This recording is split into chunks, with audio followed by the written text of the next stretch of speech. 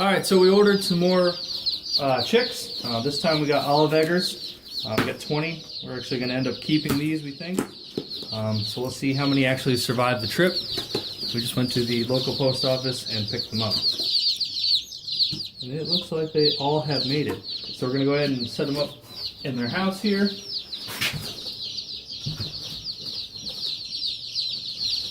I'll show you one once we get them. 2, 3, 4, 5, 6, 7, 8, 9, 10, 11, 12, 13, 14, 15, 16, 17, 18, 19, 20. And I always send 2 extras just in case one doesn't make it, but they all did, so 22. They all survived the trip, without any dead. Check our thermometer here, make sure we have the lamp low enough, but actually too low. It's actually 120 degrees right under the light, so we're going to go ahead and raise that up just a little bit. You want to keep it around 100 degrees for the first couple days, and then start backing them off. We already got their water full. We'll go ahead and get them some food once we adjust the light.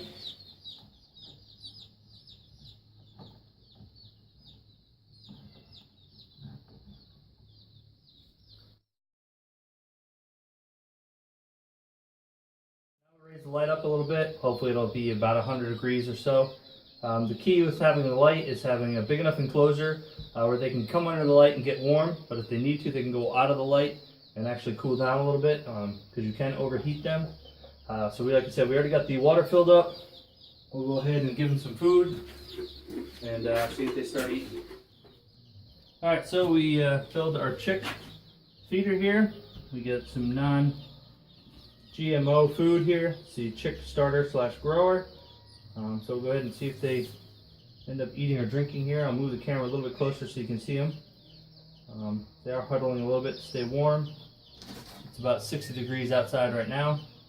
Like I said, when you're starting these chicks, you want the light to be about 100 degrees directly underneath it. You want to keep them there for a couple of days and then slowly lower the temperature or raise your light. You want to make sure you have a big enough enclosure so that way they can get under the light and get warm if they need to, but also have a spot where they can go out of the light and cool off. So they can kind of regulate their temperature themselves by going in and out.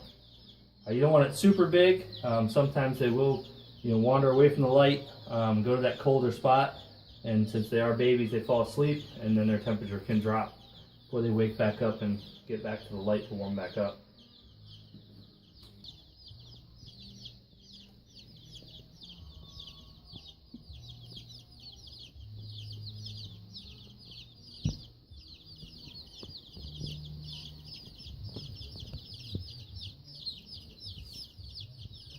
So the day they got, so they were shipped overnight one day, and actually the temperature last night here was 29 degrees. I'm not sure where it was from when they're coming from, but they did all survive the trip. Like I said, we'll check back with them in a couple hours here and make sure that they all still survived and they all started finding the water and the food.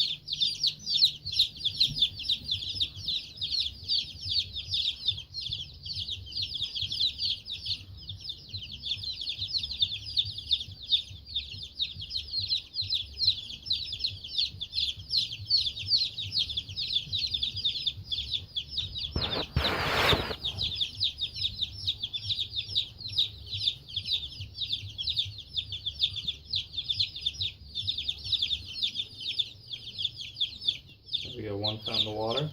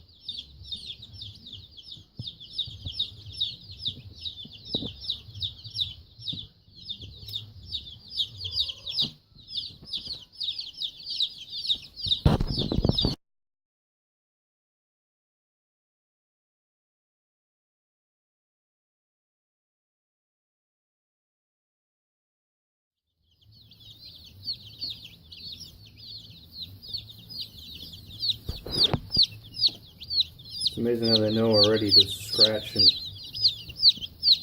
move the shavings around to look for food.